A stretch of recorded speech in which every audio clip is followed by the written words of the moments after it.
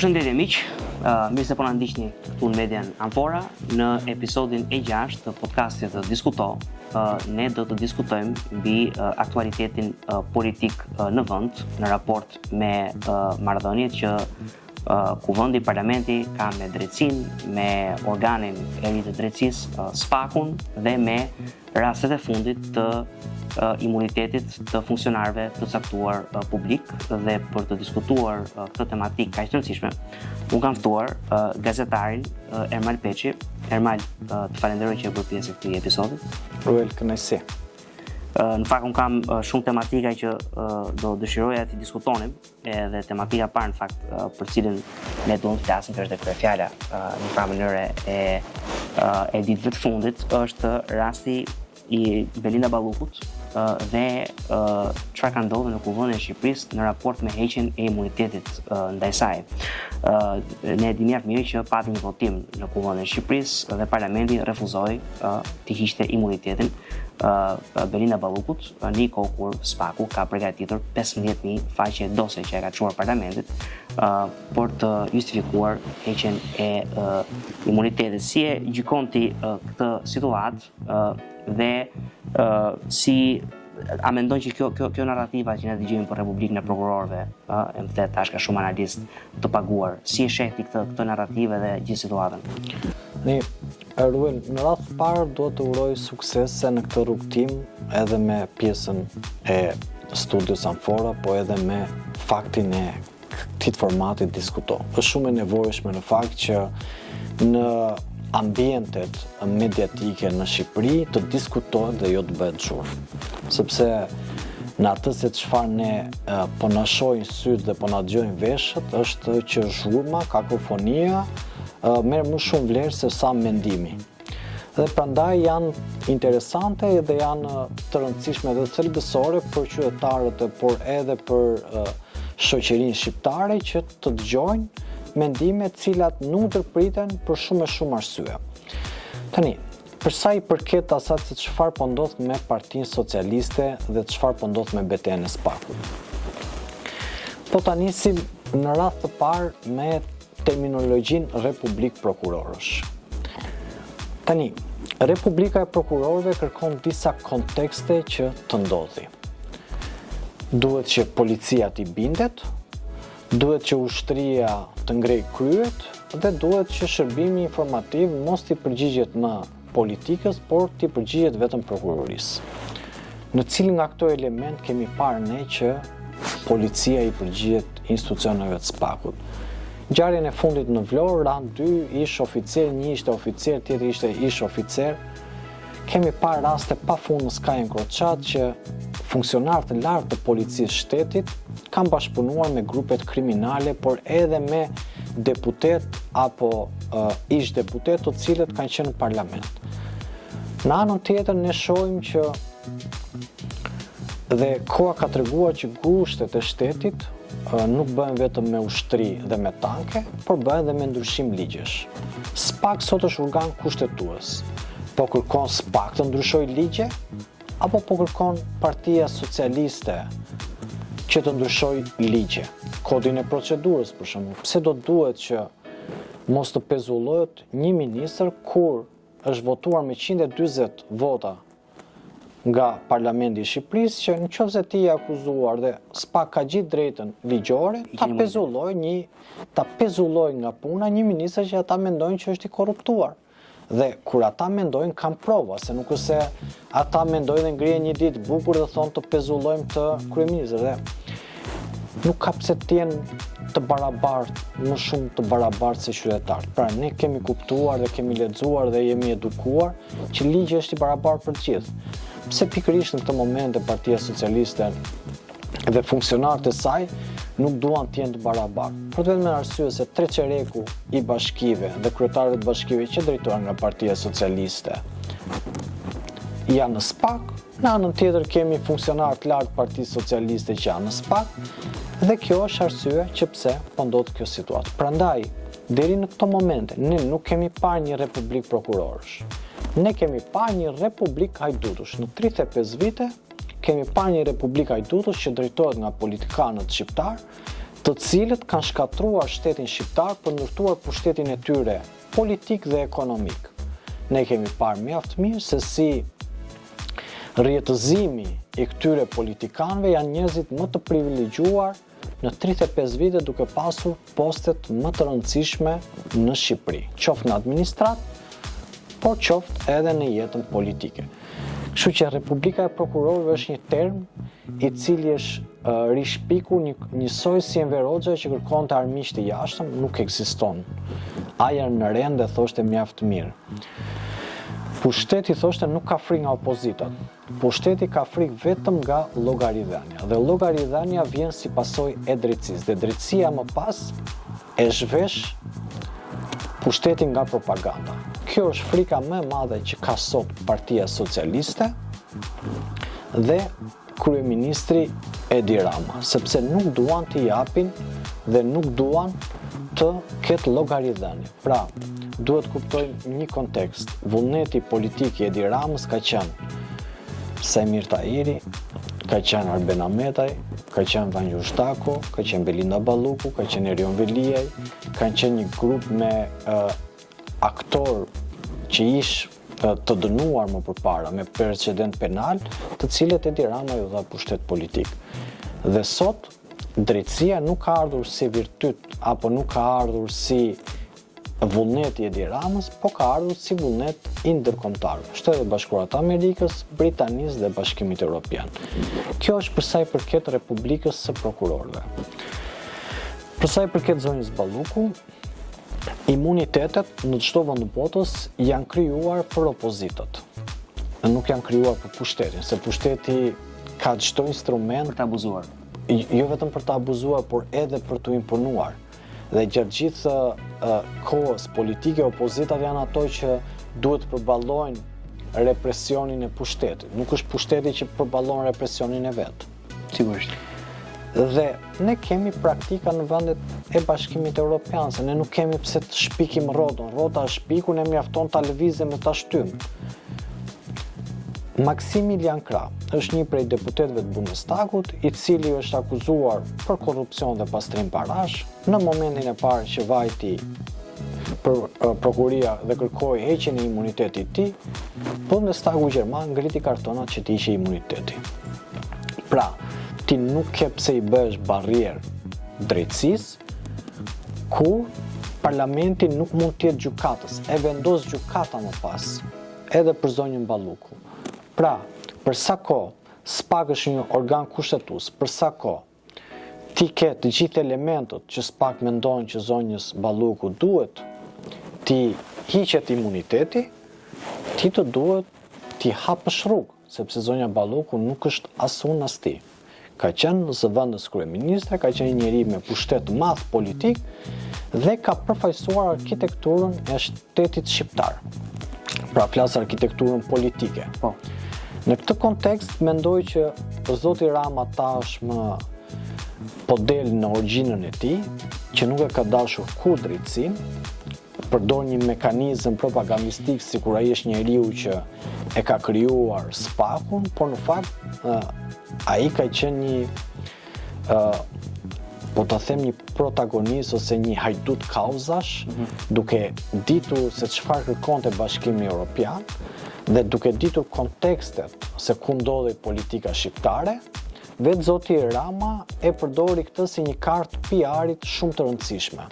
Për këtë që se vetëm një shtim të vogël, Ermal, për këtë e ka ndihmuar mendoj unë dhe opozita shqiptare, se opozita shqiptare ka kohë që thotë që SPAK është i kapur nga Rama. Jo e ka ndihmuar, prandaj thash, zoti Rama duke ditur zhvillimet e ngjarjet dhe duke parë që zoti Berisha nga mëngjesi deri në darkë njëherë thot Altin Troplini, njëherë Altin Hajri, njëherë Altin Lala, njëherë Altin ku ta di unë Rama, njëherë Altin një mbiemër tjetër dhe nga mëngjesi deri në darkë sulmon zotin Dumani, Rama u tregua po ta them diabolik politikisht për ta përdorur dhe nuk e përdorte vetëm Rama, ishte një shpur që vinte pas Ramës që thoshin SPAK-u bën punë mirë dhe sot ka ndryshuar qëndrim. Është e lehtë për të kuptuar mbi ç'është premisa ndryshojnë regjistrat në opinionin publik. Dhe në këtë kontekst dhe në këtë zhvillim të ngjarjeve, Zoti Rama tashmë po del lakuriq, pra mbreti doli lakuriq sepse ai me vullnet të vet nuk ka dashur kur që SPAK-u të ishte një institucion i fortë dhe mos kishte atë varësinë prej tij. Ne kemi parë shumë mirë se si zoti Rama kushdo aktor politik që nuk i përgjigjet e fshin me njeri jashtë lojës. Dhe në këtë kontekst, edhe narrativa që përdorin element pranë Partisë Socialiste apo eksponent që thonë ne kemi 83 mandate dhe nuk pyesim njeri, edhe Enver Hoxha me tezat e sovranitetit i shpallte luftë Amerikës.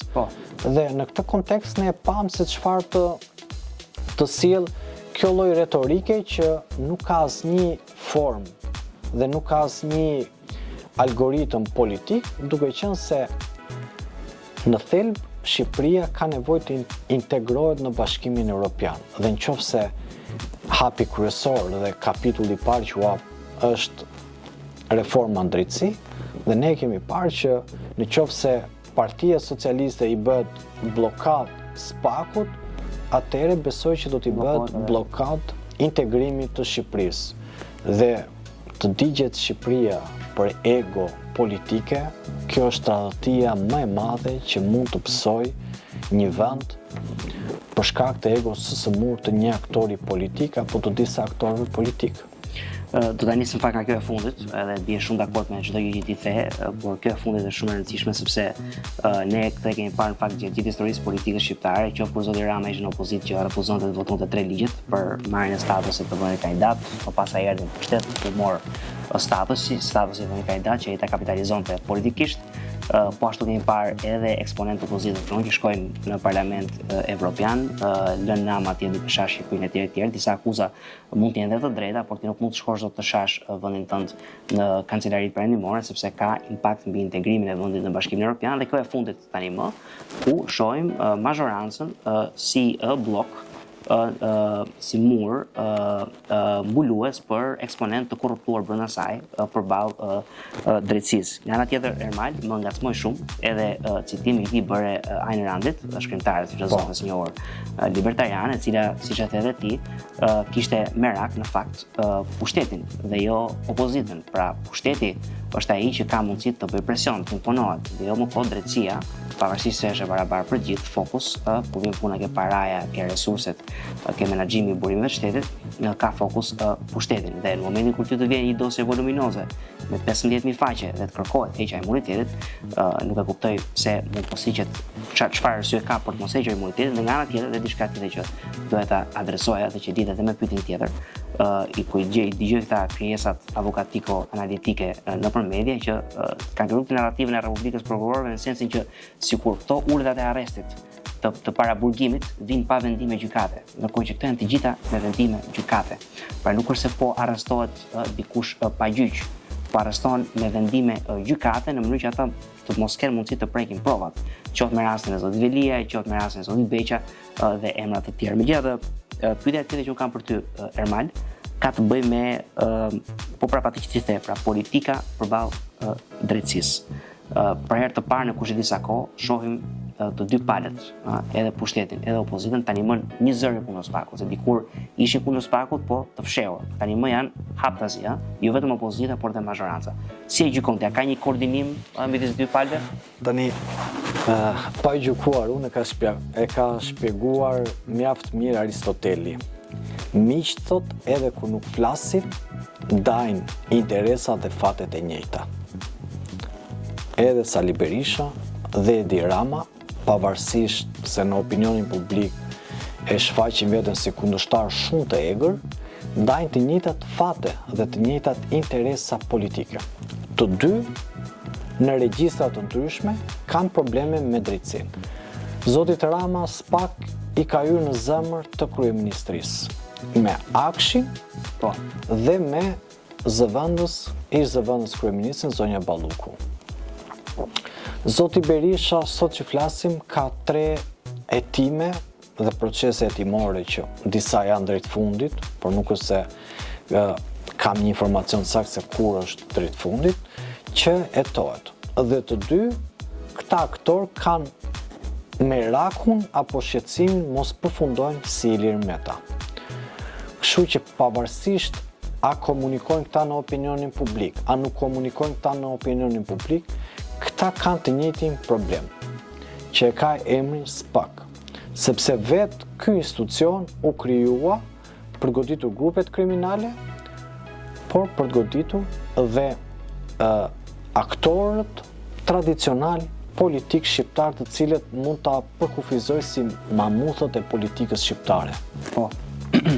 Dhe kjo frikë, ky halli i përbashkët, i bën që ata ta kenë kundërshtar SPAK-un, sepse i vetmi institucion që aty ju prek pushtetin e tyre politik është SPAK. Pra, sot mund ta themi me plot gojë, ose klasa politike tradicionale thyen në reformën drejtësi, ose reforma në drejtësi thyen klasën tradicionale politike.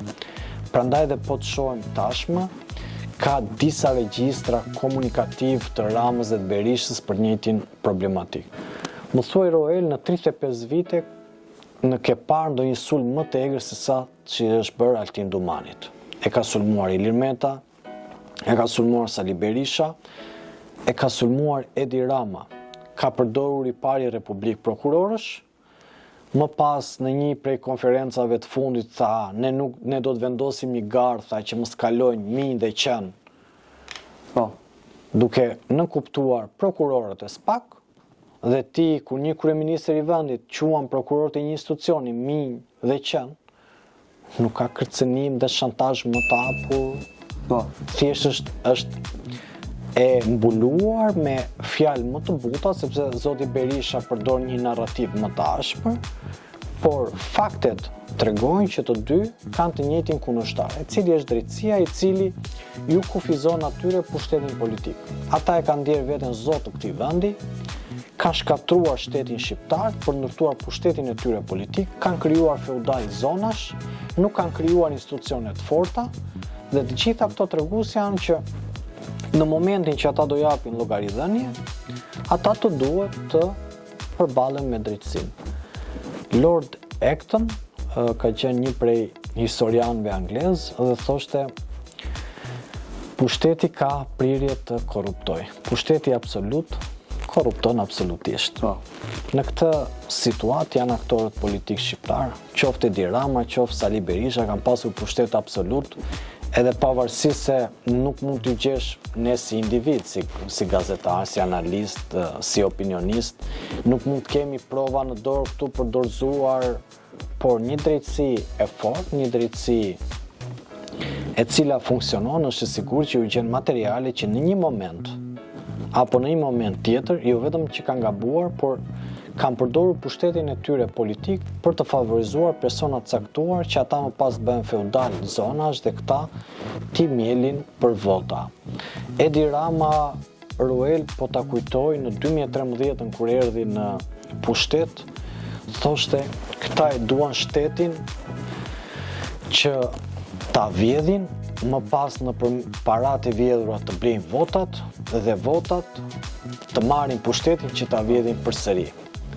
Ato fjalë që zoti Rama ka thënë, po ta vendosësh sot dhe të vendosësh Ramën në një anë të 2013 me Ramën në 2026 janë se 2 pika ujë të ngjashme. Patjetër është një cikël që po i përsëritet dhe mendoj që është një cikël që përsëritet gjithmonë në momentet ku shoqëritë në përgjithësi, sikur që politika ka përgjegjësinë kryesore, po dhe shoqëria e të lartë refuzon të ndërtojë institucione, sepse edhe para zotit Rama, zoti Berisha ka bërë të njëjtën gjë, edhe zoti Berisha, përpara zotit Berisha, zoti Nano edhe zoti Meta kanë bërë të njëjtën gjë, pra është një cikël i cili ripërsëritet për shumë arsye, një prej tyre është arsyet historike mendoj unë. Pra ne kemi qenë një vend komunist, pa, domethënë një vend thellësisht monist, pa liri dhe mënyra si demokracia ka ardhur në Shqipëri është një farë mënyrë një vazhd e atij sistemi të vjetër.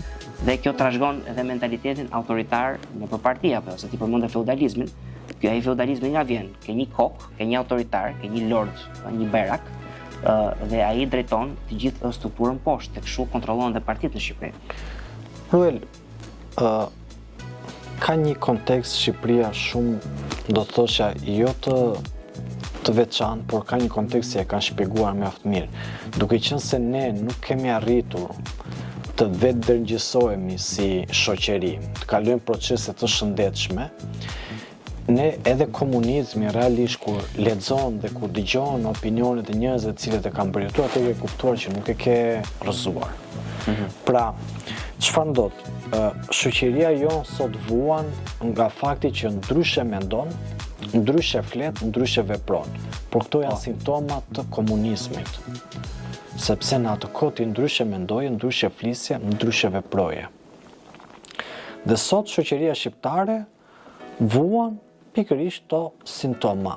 Por mi që më kujtove Ayn Rand përsëri, Ayn Rand ka një shprehje të cilët unë kam si orientuese në jetën time. Dy shprehje kam orientuese në jetën time. Një prej është Fordi dhe e tjetra është Ayn Rand që thot ti mund të injorosh realitetin, por nuk mund të shmangësh kurrë pasojat e tij. Kjo ka ndodhur në Shqipëri. Ne kemi injoruar realitetin, por nuk i jemi shmangur kurrë pasojave të tij. Sepse ne në fund ditës themi, po ç'na duhet ne s'ndodhi te shtëpia jonë, ma tanë. S'ndodhin lagjen tonë, ma tanë. Të ngrihemi ne për problemet e tij, ma tanë. Por duke bërë këtë injorimin e situatës, nesër do të na vi tek shtëpia jonë, do të na vi te pragu jonë dhe do të na vi në çdo derë që ne mundohemi t'i largohemi, sepse demokracia funksionon me kohezione sociale, nuk funksionon me individ tek. Sigurisht. Individi mendon, por ka kohezione sociale. Pra, ka një grup social, ka një grup ekonomik, ka një grup politik, dhe ti duhet bësh pjesë e këtyre grupeve të ndërveprosh për të përmirësuar jetën e qytetarëve apo dhe jetën tënde. Më kujtove diçka dhe kur po artikuloje në fillim, më kujtua një prej duke qenë se edhe ju vetë jeni konservator. Konservatorët kanë një shprehje mjaft të bukur që thotë mëkati lind me njeriu. Dhe vetëm institucioni e kontrollon njeriu. Ti nuk mund të pretendosh që njeriu të ketë balanca. Janë institucionet ato që e kontrollojnë mëkatin e njeriu. Pra, çdo individ, nëse ndihet i gjithë pushtetshëm dhe nuk ka frikë ligjin, do të jetë i prirur të veprojë si një zot i asajt tryeze ku ti e ke ulur. Pra, është njësoj, nëse ti shkon në një vend, në Shtetet Bashkuara të Amerikës, edhe në Gjermani, dhe në Vjenë dhe kudo. Nëse ti shkon dhe aty nuk ka ligje, do veprosh njësoj. Nëse ti mendon që polici korruptohet, do ta nxjerrësh një zec që do t'ia japësh. Nëse ti mendon që nuk merr gjob, nëse hedh plerat në rrugë, do t'i jetosh dhe aty. Nëse ti mendon që shoqëria nuk të gjykon për sjellje devijante, do t'i bësh dhe aty. Sigurisht. Pra institucionet Prandaj institucionet e kufizojnë dëshirat e njerëzit, por institucionet janë të vetmet mënyra se si ti balancon edhe pushtetet. Prandaj kërkojnë institucione të forta. Kjo është e vetmi arsye. Se nëse ti je institucioni, do të vijë një moment, çfarë ndodh? Ne në Shqipëri kërkojmë gjithmonë lider të fortë, lider autoritar, lider që i vërtet, i poshtëron punojësit, edhe të gjithë, ai me atë nuk ka shaka, me atë nuk ka fjalë dysh. Ti nuk ke nevojë që do një lider autoritar. Ti duhet ndërtosh institucionet, po ndërtove institucionet, e krijon balancën, dhe kjo është më vjen të qesh vetëm për diçka në sensin që je shumë dakord me atë që the ti, por edhe do të lë të vazhdosh, se më pëlqeu vija mendimit, por ajo çka është qesharake në Shqipëri dhe kur vjen puna ke partitë politike është që ata që e konsiderojnë veten konservator, të cilët janë më anti-institucioneve, janë ata që sulmojnë institucionet, djegin institucionet dhe tjerë. Patrioti, ka një diferencë të patriotit me nacionalistin. Patrioti kërkon institucione. Nacionalisti mendon që edhe po mori pushkën dhe doli malit, ai mundet ta përballojë edhe një luftë që bëhet me teknologji shumë të avancuar, edhe pse ai ka se ai mendon që me pushkën e tij duke u fshehur nëpër male mund të bëjë një revolucion. Kështu që në këtë kontekst mendoj Ruel që thelbi që Shqipëria të përmirësohet janë vetëm institucionet e forta. Institucionet forta, orientimi i karrierës dhe strategjia se si ti të shkosh drejt Bashkimit Evropian dhe ti jesh pjesë e një familje me vlera. Dhe unë mendoj pastaj që shoqëria shqiptare ka shumë të nevojshme në terma afatgjat të punoj, nuk po them për bashkim kombëtar se janë disa kontekste shumë të ndryshme, por po them që kombi shqiptar mos ta harrojmë kurrë. Në kontekstin që ne duhet punojmë çdo ditë dhe duhet kujtojmë çdo ditë figurat e rëndësishme të shtetit shqiptar, më 13 mars, mos gaboj, ka vdekur dhe Imzot Noli. Unë e vlerësoj jashtëmase figurën e Imzot Nolit për atë se çfarë ka kontribuar në Shqipëri, por edhe në Kishën Ortodokse Shqiptare, autoqefale. Ka dhe një statut shumë afër nesh në Dhe edhe për atë se çfarë ai ka dhënë, edhe për faktin kur i dërgoi presidentit Wilson lidhjen e kombeve, dhe po mi që më kujtua këtu po t'ju tregoj diçka. The Manchester Guardian ka shkruar për Imzot Nolin, besoj do këtë shkruar diku në vitin 1917, mos gaboj me vitin. Imzot Noli, njeriu që do i bënte vend vetes vet në cilin do vend të ishte. Sepse aq të mrekulluar ishin ata për vokacionin, për faktin që ishin njeri shumë erudit, dhe ishte autodidak ku kishte mësuar dhe gjuhën arameike, gjuhën e Zotit, gjuhën e Krishtit. Kështu që në këtë kontekst kemi disa figura të cilët ne duhet të punojmë dhe duhet t'ja ndërgjegjësojmë botës. E kam thënë shpeshherë, duket edhe pak si dëshirat mijat utopike, por unë i besoj dhe i ndjej. Nuk e kam kuptuar kurrë se si aktorët politik vjedhin me qindra milion euro dhe nuk bëhen bashkë që të financojnë një film për Skënderbeu në Netflix. Për Nën Terezën në Netflix, për epokën e rilindjes në Netflix. Për Fanolin që e përmendën në. Kur them epokën e rilindjes, ne kemi Fishtën, kemi Fanolin, kemi Vllezrit Frashëri, kemi Mitat Frashërin, Konicën, por për shembull figura më pak mendoj unë e vlerësuar në Shqipëri është Mitat Frashëri, një nga njerëzit më erudit, një nga njerëzit më të zgjuar dhe më vizionar që ka pas Shqipëria, por nëse ti nuk e ndërgjegjëson kombin shqiptar që cilët janë këta figura, atëherë ti e ke të pamundur. Dhe nëse shteti shqiptar bëhet pak patriot dhe mendon për brezat, atëherë këto qindra milion euro që vidhen mund të investojnë në kinematografi, në kulturë, ku edhe bota jashtë të ndërgjegjësohet që këta figura ishin shqiptarë. Ju e dini shumë mirë, unë bëra bashkë me mikun tim Azmer Dulevici në Vjenë. Ishte për krenarja Skënderbeu, nuk shkruaj që ishte me origjinë shqiptare, askush ishte Skënderbeu. Dhe aty kalojnë me qindra mijëra vizitor, me miliona vizitor të botës që i shikojnë dhe nuk e dinin që ato për krenarja dhe Skënderbeu ka origjinë shqiptare. Po ç'a bën diplomacia shqiptare? Ç'a bën shteti shqiptar? Apo marrin rrogën, rinë aty në zyrë, 8-4 o shoqëriku dhe kjo ditë. Që nuk ka asnjë lloj ndërgjegjësimi. Po jo vetëm ndërgjegjësimi, por nuk mund të shkojë kjo hajtja fusim njëri tjetrit edhe mi që këtu është një kaos moral i tejskajshëm dhe secili mendon se është më i zgjuar se tjetri, të bëhet një çorbe prishur, njësoj si ato gjella turke që s'merren vesh çaj hedh për të gatuar dhe del një kështu si pa lënë. Dhe kjo dhe për se më ngacmoj shumë, ngacmon disa gjëra që ti the, po për tani s'ka kjo e fundit. Një për arsye pse unë, jo një për arsye, por arsye pse unë mendoj Armand që njerëzit e lënë këtë vend është për shkak të kësaj gjelle ose çorbe të prishur. Pra këtu asgjë nuk funksionon, sepse e para një herë, siç e the ti me shumë të drejtë, nuk janë krijuar institucione dhe sisteme, njerëzit kanë preferuar të zgjidhin gjërat vetë në mënyrën e tyre, dhe nga ana tjetër, për shkak të trashëgimit së komunizmit, por dhe për shkak të faktorëve të tjerë, mendojnë që shqiptari, populli shqiptar, ka vështirësi të mëdha në dallimin e interesit publik nga interesi individual. Në njërin anë, ne jemi shumë protektiv, shumë mbrojtës kur vjen puna ke familja, dhe unë e përmend Edward Benfieldin sa herë që ka mundësi, sepse ka një libër shumë të bukur që flet për këtë familjezimin amoral, që të shpjegon shoqërinë e jona, pra ku ti mbron vetëm atë pragun tënd dhe familjen tënde, dhe nga ana pra ti duke shumë individualist kur e bën këtë gjë.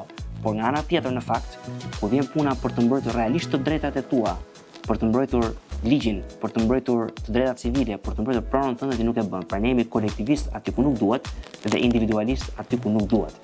Dhe ky është problem shumë i madh. Unë mendoj që neve nuk dim ku jemi.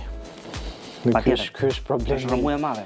Ne nuk dim ku jemi dhe kjo vjen si pasojë. Ne nuk dim ku jemi, nuk dim ç'a bëjmë, edhe kemi hyrë në një kolaps moral thelbësor. Që në momentin që ti ke të njëjtit aktor politik prej 35 vitësh, që këtu në asnjë vend perëndimor nuk mund të jetë, se nuk është çështja se ti ke të njëjtit aktor politik të cilët nuk kanë pasur pozita. Këta kanë qenë president, kryeministër, kryetar partie. Këta kanë pasur gjithë pushtetin dhe rrin prapë aty. Rrin sepse mos harroj që edhe kjo mund e kemi bërë bisedë tjetër të gjë, por ajo që ne shohim shumë është si të rinjt. Domethënë dhe të rinjt dashurohen më shumë se sa të vjetrit me këta figura. Qoftë për arsye pragmatike që të ecin përpara në parti. Arsyet pragmatike është mënyra se si induktohet familja, pastaj e ndjen dhe në një moment e ndjen të thyer me jetën, sepse ne duhet kuptojmë, Ruel, unë ta them me bindje, jeta në Shqipëri për shkak të polarizimit të madh është shumë e vështirë nëse ti zgjedh të jesh një mendim i lirë apo mos bësh pjesë në atë që janë aktorët kryesor.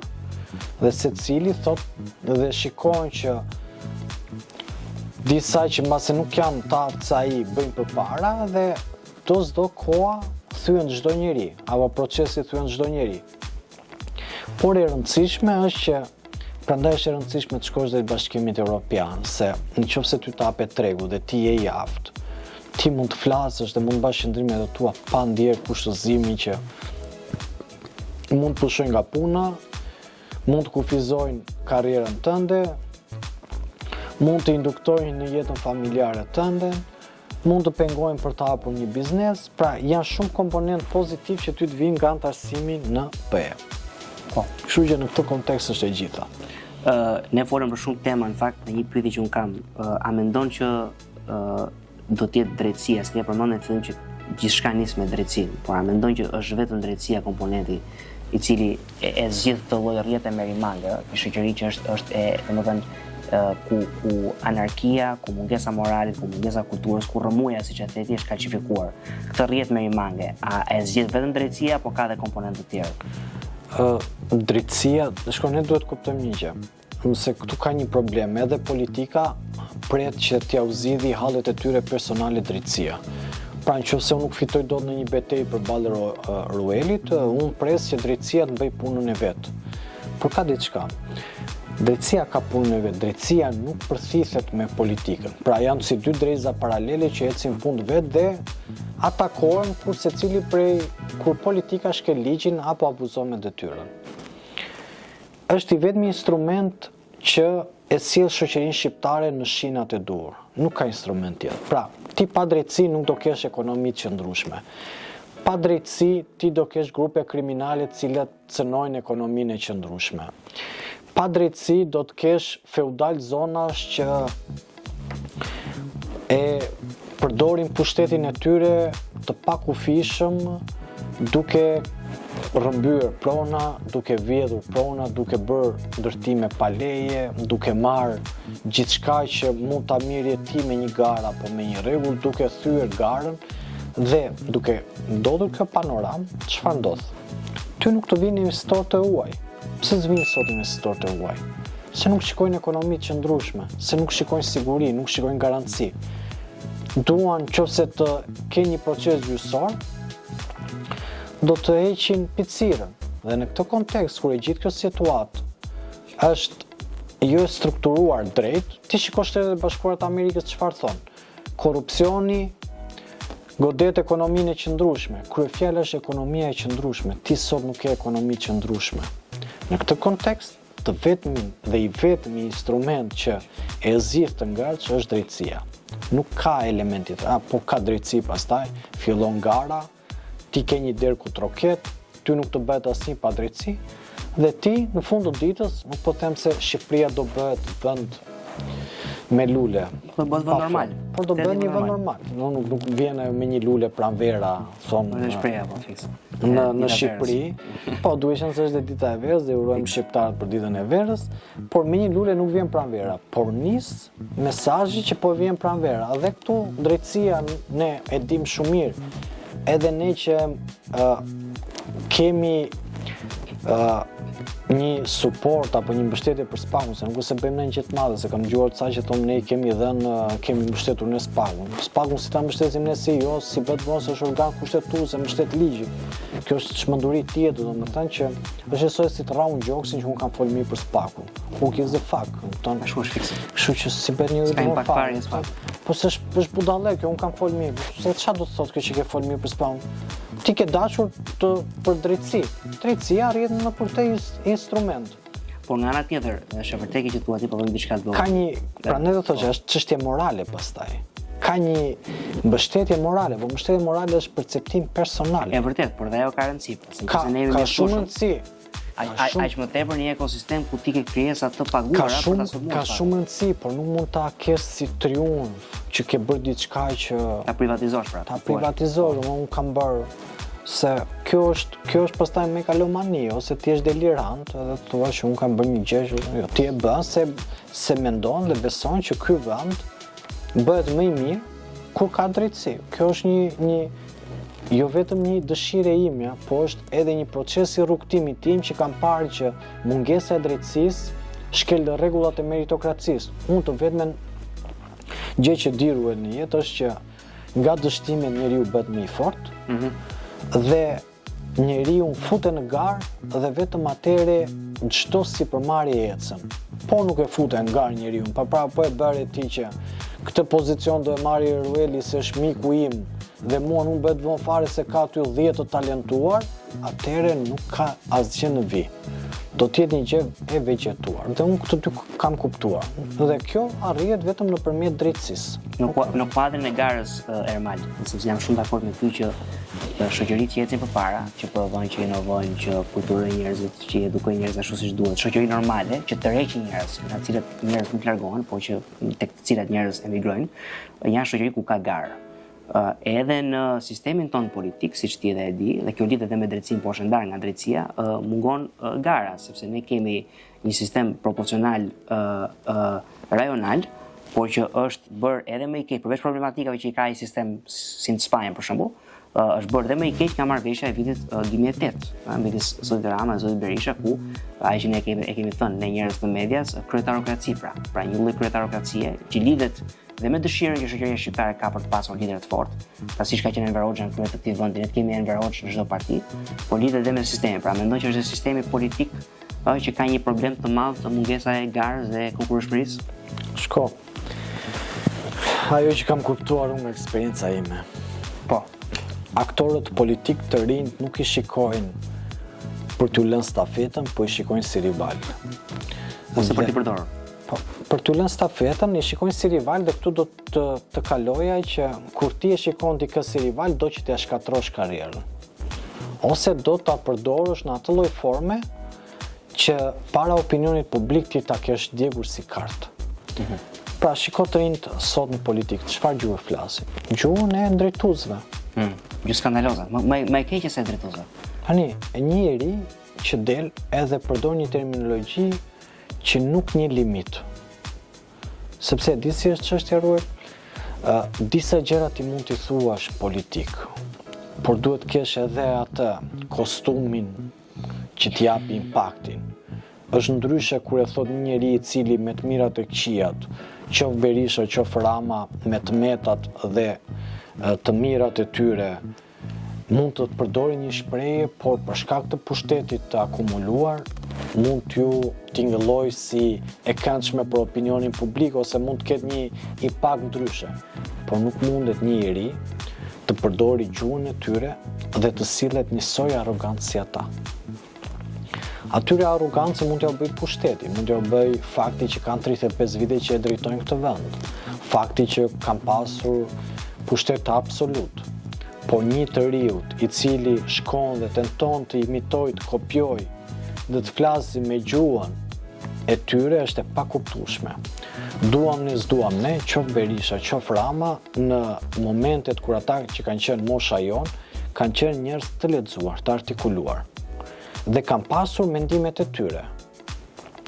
Në këtë kontekst, ne duhet shohim ja fëmijë që ata që po vinë sot në politikë dhe po i zgjedhin këta, po i zgjedhin me qëllim, po them, jo vetëm me qëllim që ata mos të s'ke një stof politik për të rënë në sy, por edhe të rinjt të cilët nga trysnia e madhe apo nga aureola e madhe e pushtetit, qoftë Ramës, qoftë Berishës, jo vetëm përkthyen, jo vetëm transformohen, por mundohen t'i kopjojnë.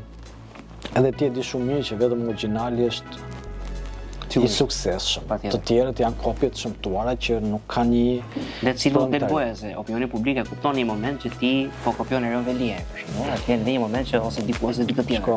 Pra veler si figurë. Njeriu duhet t'i besoj procesit tij, s'ka pse të imitoj askënd, dhe nuk ka pse të kopjoj askënd. Të duhet të formsohet dhe të edukohet në atë se çfarë i thet unë i tij i brendshëm. Mund të doja i ta kopjoj Sali Berishën, por kjo nuk po don asgjë. Sali Berisha sot është 82 vjeç, nuk e kuptoj dot se si mund të kesh idhull një njeri i cili ka përfunduar epokën e tij politike. Jo se Berisha nuk ka pasur vlera politike në momentet caktuara me karizmën e vet. Apo se si mund të kopjosh Ramën, kur Rama ka, po të them minimalisht, 12 vite apo 14 vite, e ka pasën përpara, po që flet vetëm për Nolin dhe Konicën, pavarësisht se nuk e imiton me veprime fare, po me fjalë mundohet t'ju ngjasoj. Kështu që të rinj që vinë rishtas në politik, do duhet minimalisht të lexojnë për kulturën politike, do duhet minimalisht të lexojnë filozofi dhe duhet lexojnë shkenca sociale, nëse vijnë nga këto lëme të fushës, dhe nëse duan të jenë dhe të artikulohen para opinionit publik. Se nëse ti do të artikulohesh para opinionit publik, ti nuk mund t'i vish me muhabete që diskutohen kafenet e lagjes dhe ta sjellësh si triumfator. Balzaku më duket që quante parlamenti i popullit kafenet. Dhe nuk mund të ketë deputet që duan që ato që flasin kafenet e lagjes vinë t'i pasqyrojnë dhe aty në parlament ku mendohet dhe pretendohet që aty duhet jetë elita orientuese e vendit. Ti përmend shumë gjëra interesante, unë do nis nga kjo e fundit. Mediat mendon kanë një faj të madh, ftojnë sidomos figura të reja politike të forumeve partijake, të cilat ne e dimë mjaft mirë që në Shqipëri janë thellësisht indoktrinuar. Dhe këto figura merren që të vegjël, futen në këto forume partijake dhe ai kokën e mbush, ajo kokën e mbush vetëm me çaj thotë partia, pra nuk lexon as politik, as sociologji, as shkenca sociale, as një lloj, domethënë, as një libri ose as një frameworku juridisk që mund të ta ndihmojë atë ta bëjë njëri më të formuar. Dhe nga ana tjetër, unë shoh dhe një problematikë edhe me të rinjt, duke ditur që ne jemi një shoqëri thellësisht karrieriste. Shqiptari gjithmonë ka qejf të jetë në maj, të arrijë. Pra nuk jemi shoqëri që nxitemi nga morali dhe nga vlera, nxitemi nga karriera. Ai e idolizon Ramon ose Berishën sepse në vetvete sheh një karrierë politike të suksesshme. Sheh mbretërim, pra ai nuk ka moralin busull të vetën, se po kishte moralin, do ndiqte një figurë tjetër politike, ose do ndiqte figura të tjera jashtë vendit. Por dhe di që ai ka karrierën, idolizon Ramën dhe Berishën. Dhe gjëja tjetër që më ngacmoi ka të bëjë me sjelljen e deputetëve të rinj në parlament. Domethënë para shumë pak kohësh në parlament pami tjetër episod dhune ku një deputet i opozitës u çua tentoi të godisi një deputet të mazhorancës. Pse? Sepse ky deputet i mazhorancës kishte përmend një numër atje që u konsideroi ofendues. Tani, patjetër që numri mund të jetë ofendues, ka kontekste të caktuara, mund ta ketë prish gojën e X deputetit, por si e justifikon ti që të çohesh ti nga karriera jote, ligjvënës i zgjedhur i njerëzve që pretendon të jesh model për njerëzit, dhe të shkosh të godasësh një tjetër deputet në një kohë kur Parlamenti Evropian ty të merr telefonat, ti nuk futesh dot me telefon si ligjvënës në Parlamentin Evropian. Pra, kur e përmenda politikën, sistemin politik, e ta përmenda në këtë kontekst, pra në kontekstin e kulturës politike të mykur që ne kemi. Po, ne nuk kemi kulturë politike. Unë jam dakord me faktin që kultura jonë politike është shumë e varfër. Edhe këto lloj metodologjish apo këto lloj sjelljesh nuk janë produkt i një shoqërie të emancipuar. Madje ka disa momente që klasa politike ngjan si ndaluese e progresit të Shqipërisë. Pra, po të shikosh atë shoqërinë shqiptare jashtë parlamentit, duket se është më emancipuar se sa ajo brenda parlamentit. Unë them janë një lloj megjithatë po them, shko, kur flas për elitat, flas për pakicat. Dhe ta kam shpjeguar dhe kemi diskutuar bashkë dhe të kam thënë që shoqëria nuk ka faj për atë që është në këtë situatë, sepse klasa politike ka transformuar strukturën sociale dhe ekonomike të vendit. Pra, është një soi ruel që ti lind një fëmijë, pra një familje lind një fëmijë dhe gjatë gjithë kohës nëna dhe babai i thonë ti nuk duhet të ngrihesh, ti nuk duhet të bësh garë, ti nuk ke të drejta, po ngritje kokë do ngelesh pa punë. Më thuaj, kur ky djalë të vejt 18 vjeç, a do jetë me trauma? I kujt është faj? Patjetër, por prindi ka dalë nga ai popull pra. Pra ka dalë nga pse prindi nxitet të ta thoj këtë gjë. Sepse erdhe nga komunizmi. Po komunizmi kush ta imponoi? Ta imponoi marrëdhëniet dhe marrëveshjet e Rusisë, Beogradit me interesat të vendeve europiane, të cilët ty të lanë komunizmin. Dhe ti ishe një popull që nuk ishe as arsim, periudha më e artë ka qenë rilindja, ne e dim shumë mirë. Pastaj kur erdhi komunizmi, çfarë bën? Komunizmi bëri me çdo çmim për të goditur Ahmet Zogun. Ne domethënë në kohën e Ahmet Zogut askush nuk e thotë që pasaporta shqiptare kishte super vlerë dhe askush nuk e thotë që në kohën e Ahmet Zogut siguria ishte maksimale. Edhe çfarë ndodhte? Më pas kur erdhi, sepse këtu aktorët politik ka secili defektet e veta. 50 vite komunizëm e ndryshuan komplet sepse i thanë një shoqërie shqiptare ti do lexosh dhe kjo është e mira. Po. Do sillesh kështu sepse kjo është e mira. Çfarë ishte pastaj demokracia hibride? Ndryshimi i pardesyve. Na pardesy e bardh, e zezë e veshjet bardha apo anasjeta, apo nga pardesy gri e veshjet bardh. Pra, shoqëria shqiptare nuk ka ndonjë faj të madh. Sepse këtu ju është imponuar me vullnet e ekut klasa politike. Dhe kur ti ke qenë një shoqëri pa në mbijetesë, ke qenë një shoqëri pa institucione, ke qenë një shoqëri ku ty ta nxini Nolin njëri që donte Enver Hoxhën. Unë kam lexuar dokumentat Nolit ku Noli thoshte i ka bërë ftesë Enver Hoxha dhe Noli thoshte nuk kthehem unë në Shqipëri. Këta ta nxinin sikur Noli vdiste për Enver Hoxhën. Po kjo është koha. Ka qenë debatet shumë dhe unë po mos kisha lexuar, nëse do kisha dëgjuar njerëzit që ria, do mendoja që Noli po, dhe Noli e donte shumë Enver Hoxhën, se shumë ka thënë. Edhe gjithë me hamendje shkojnë se njeri që të hapi dokumentat dhe lexoj, nuk ka. Dhe në këtë kontekst Mitat Frashin ty ta kanë nxjerr tradhtar, as pa e analizuar fare në kontekstet. Që Mitat Frashi edhe kur donte që shikonte mundësitë bashkëpunimi, donte Kosovën që t'ishte me Shqipërinë. Po. Dhe ta bën dhe kreun e ballizëve ku Mitat Frashi ishte njëri drejtues politik, po e dinë gjithë që ballizët kishin struktura ndryshme nga dhe asnjëri nuk thot se si partizanët shkelin marrëveshjet, se si bënin, edhe kur them partizanët, jo partizanët, por Enver Hoxha me shok, komunistët, se është t'ju biesh qaf kod mira shqiptarëve cilët kanë besuar dhe kanë marrë pushkën. Por komunistët shkelin marrëveshjet. Në këtë kontekst, kur ti e ke historinë të paqartë dhe kur ty pedagogët nëpër universitete janë nostalgjik të Enver Hoxhës, çfarë pretendon ti? Dhe ti i bën me faj shoqërinë shqiptare? Çfarë faj ka shoqëria shqiptare në këtë mes?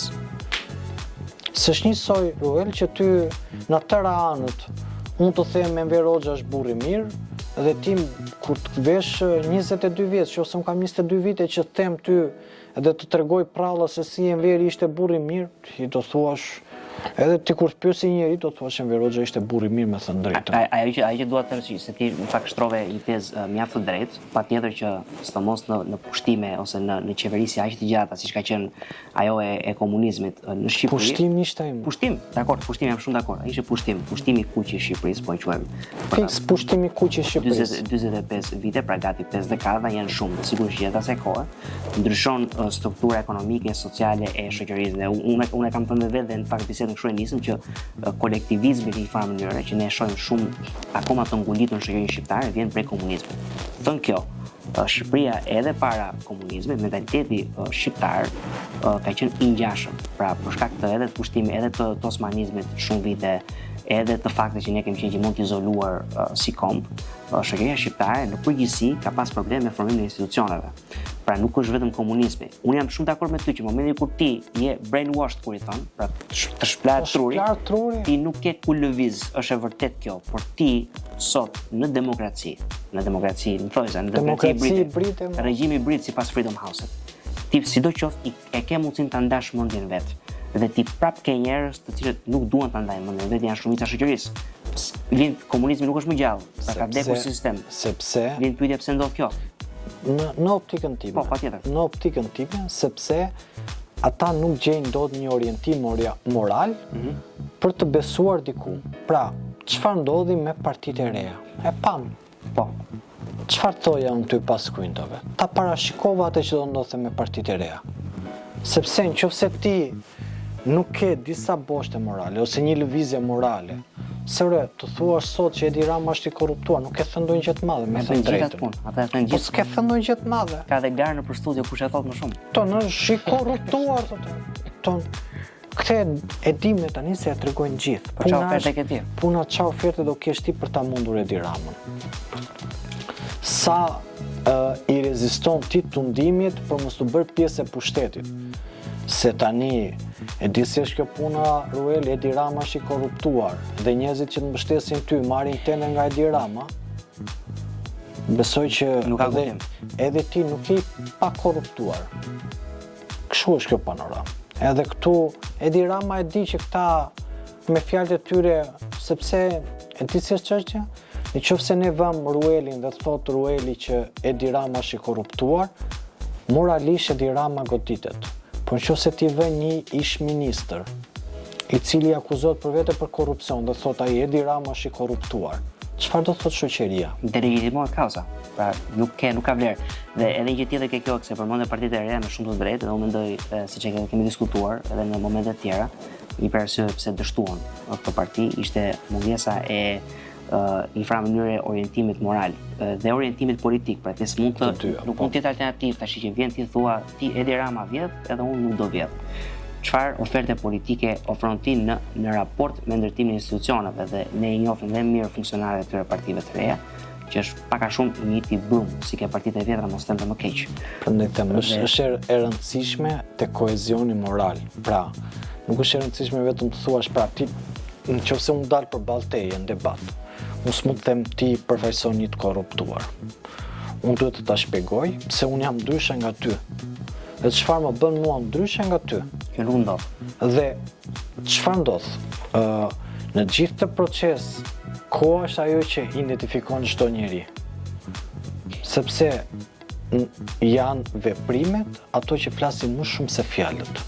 Kështu që ky është konteksti që po ndodh sot në shoqërinë shqiptare dhe në aktorët politik, të cilët koha besoj që do t'rregoj çdo gjë më mirë. Dhe ajo që ne themi dhe unë mendoj që kemi bindje të ngjashme, të njëjtë në fakt në raport me opozitën shqiptare edhe veçanërisht me Partinë Demokratike, është fakti që arsyeja pse opozita shqiptare nuk vjen në pushtet, e duhet ta di mendimin tënd, nuk ka të bëjë me vjedhjen e zgjedhjeve, nuk ka të bëjë me përdorimin e administratës, sepse kur piqen kushtet për rotacion politik, rotacioni ndodh gjithmonë dhe në momente të tjera, por ka të bëjë me faktin që kjo opozitë, pra PD-ja, ka refuzuar ta reformoj veten e vet. Pra, mua kam thënë në një studio tjetër, po të shohësh çifshe listat e 11 majit të 25-s me listat e 23 qershorit të 2013-s janë të njëjta. Tani si mund ti të kandidosh?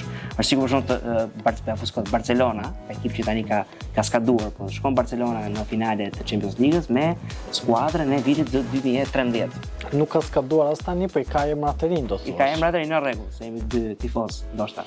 Megjithatë ideja është që një skuadër futbolli nuk mund shkojë dot me ekipin e para 10 viteve, edhe me trajnerin e para 10 viteve në një garë, në një ndeshje sot apo jo. Jo vetëm kaq, unë kam thënë shpeshherë, mendoj fort që fati i Edi Ramës është që Sali Berisha në lojë. Pra në momentin që Sali Berisha largohet nga loja politike, Edi Rama bie me njerë. Jo fati, e mban vetë. E mban vetë, është një mekanizëm akoma më i mirë strukturuar, sepse ne mbajmë më shumë mirë se si u hapën gjitha bashkitë e PS-s atëre, këto institucionet që vareshin nga bashkitë, për shembull në institucionet kulturore, ku Sali Berisha bënte foltoret e tia.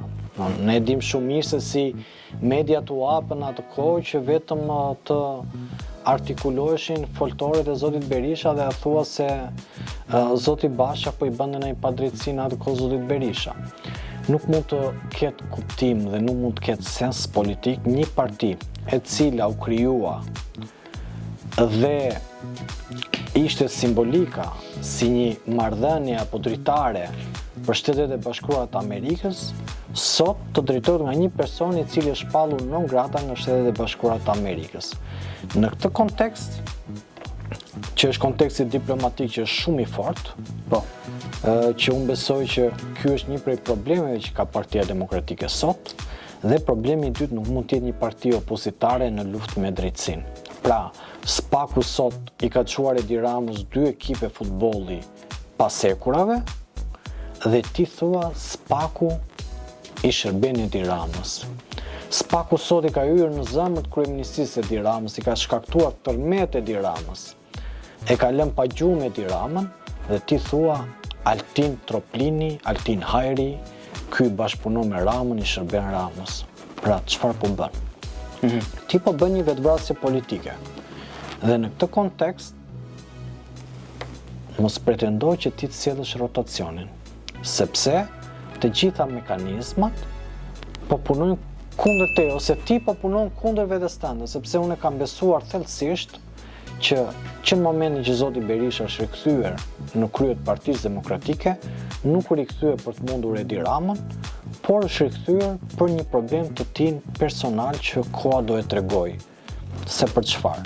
Sepse zoti Berisha përdori një narrativ mjaft diabolike me demokratët, ju tha për 6 muaj do erozoj Edi Ramën, ju tha që me mua do të vinin pushtet, ju tha që ju do të jeni ata që do të vendosni për deputetët, ju tha më pas që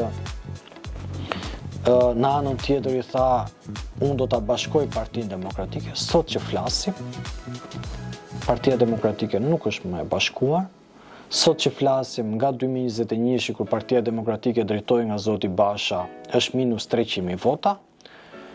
Madje unë them që sot që flasim mund të jetë edhe minus 400-500.000 vota, sepse ne po shohim që drejt Partisë Socialiste apo edhe funksionarë tjerë nuk po kanë më aktivizmin politik dhe janë vajtur te Edi Rama se nuk e shikojnë më si shpresë Sali Berishën. Dhe sot që flasim, ne shikojmë që nuk ka ndryshuar asgjë për Sali Berishën. Tha e bëri Sorosi, e bëri Bideni, po Trumpi çfarë bëri? Që është shmenduri se SPAK-u është krijuar në kohën e administratës së parë Trump, që është gënjeshtër. Po edhe në grada, ata thonë që na i bëri Bideni me Sorosin. Po sot që është Trumpi, pse nuk i hiqet? Pse nuk ka një ndryshim të kursit? Sepse amerikanët janë të qartë. Pyetja në fakt që duhet të jenë militantët në që ngrenë ligjisht para kryeministrisë që do duhet ja drejtonin kryetarit të partisë së tyre, por kjo sigurisht nuk ndodh dhe ky është problemi themelor i atij grupimi politik. Megjithatë, ti përmend një gjë interesante dhe unë fakt pyetjen e fundit të kësaj bisede e kam në raport me këtë, pra me ndërkombëtarët. Se ne përmendëm drejtësinë, përmendëm sistemin politik, por ti përmend edhe ndërkombëtarët, që janë ata që e kanë sponsorizuar SPAC-un. Pra, të niset në fillim të gjeratës tonë me shumë të drejtë janë Shtetet Bashkuara të Amerikës, Britania e Madhe dhe Bashkimi Evropian, që janë promotorët më të mëdhenj të SPAC-ut. Në kushtet kur kemi narrativa dezinformative kundra këtyre ndërkombëtarëve, në kushtet kur SPAC-u po sulmohet, edhe në kushtet kur, siç e pa me rastin e porti, domethënë kemi ambasadën të Shtetit Bashkuar, e cila ka ndërhyrë, duhet thënë që ky është një projekt i cili nuk mund do të vijojë apo. Pra kemi qartësisht një projekt i cili mund të implikojë aleatët strategjik të Shqipërisë përballë në një farë mënyrë faktorëve malign, Rusia, Kina etj. Rolin e ndërkombëtarëve në Shqipëri aktualisht, si ishe ndihmues të Shqipërisë apo ke një tjetër? Shumë mendoj që po mos ishin ndërkombëtarët, sidomos amerikanët, ne nuk do ishim ta që jemi sot. Kam parë një narrativ mjaft diabolike kur thonë ata vinë për interesat e tyre. Po. Çfarë ndodh? A kemi krijuar dot ne pa ata institucione të forta? Jo. A kemi krijuar dot neve shtet dhe pavarësi pa ata? Jo. Neve, unë mendoj dhe ta them thellësisht, Ruel, edhe kam bindjen time personale, që mos ishin Shtetet e Bashkuara të Amerikës, ne do të ishim sot si kurdët, pa shtet. Shumë vërtet. Dhe unë këtë kam bindje kudo që e them. Pak rëndësi ka se thonë jo, po SBA ka interesa. Geopolitika dhe politika funksionon me interesa. Në këtë e dim, kjo është aja e diplomacisë. Çfarë po na thua? Po na thua ndonjë gjë që ne nuk e dim. Se në komunizëm predikoj se kjo këto janë terminologji komuniste. Në komunizëm predikoj që ai të mbështet pa interes, ai të vjen ty pa interes. Që është pa vërtetëse, mbështetje pa interes nuk ka asnjëherë. Jo, në thelb mund ta ndihmosh një njeri pas një pritshmëri, por kjo është raportet njerëzore. Raportet politike dhe raportet diplomatike janë kontekste tjera. Nuk janë kontekste që duam ne t'i kthejmë në muhabete kafeneje lagje, që po bëra unë një gjë për ty, duhet ta bësh dhe ti për mua. Këto janë çështje pritshmërisë dhe këto janë muhabete kafeneje. Diplomacia funksionon mbi baza strategjike dhe baza interesi. Bashkimi Evropian sot që flasim, Ruel, funksionon mbi teorinë e Ricardos. Zhdukim pikat e dobta, forcojmë pikat e forta. Çfarë ndodh? Shtetet Bashkuara të Amerikës me presidentin Wilson nuk na lejuan copëzimin e trojeve, kur Greqia kishte interesat e vet, Italia donte Vlorën, Serbia donte të vinte deri në Shkodër. Erdhi komunizmi. Komunizmi ne pam shumë mirë çfarë prodhoi. Më ka bërë përshtypje dhe askush nuk e thot. Në 45 vite komunizëm u goditën jashtëmase me kinematografi Shtetet e Bashkuara të Amerikës. Pra, me kinematografi, ty të dilte Amerikani i keq, të dilte Gjermani i keq, të dilte Italiani i keq, të dilte Austriaku i keq, që ne dim që kontekstet historike perandoria austro-hungareze ka qenë shumë pro-shqiptare, na kanë mbrojtur. Shumë pro-shqiptare na kanë mbrojtur, ka qenë flamuri jon i shpëtimit, po të them, diplomatik. Dhe vetëm i kanë sulmuar nëpërmjet kësaj lloj strategjie. Shumë e rrezikshme, të cilat i vuajmë sot. Edhe neve na sillnin si bashkëpunëtor të mirë rusin, kinezin, serbin. Armiq tan pra. Armiq tan, këta ishin miq tan. Kupton? Ai si mundet që në 45 vite komunizëm ti i ngrite në pjedestal armiq tan dhe ata cilët vërtet neve na kanë ndihmuar i shpallë armiq. Pra armiq na i bëre miq dhe miq na i bëre armiq. Nuk ka të bëjë me faktin që Partia Komuniste Shqiptare u themelua nga Mladen Popović, që ka qenë Mugosha Popović, të dy ishin ata. Serb. Dhe në këtë kontekst, ti sot Kosovën, në asnjë moment kontributi i Rugovës dhe kontributi i UÇK-s nuk mohohet. Por ne dim shumë mirë që ne nuk kishim fuqi. Miloševićin thoshte për shqiptarët, do t'i zhdukin, do t'i lëvizin. Jo, po kishte një me shoqatën e gjatarëve i pushtoi. Ishte më e rënd akoma se ne nuk kishim as ushtri as gjë. Ishim edhe përjetonim edhe në 97-ën, 96-ën, ne ishim krizë, ne ishim në një krizë të tmerrshme. Luftë civile ishim dhe ne. Kështu që në këtë kontekste, komunizmin e rrëzuan amerikanët.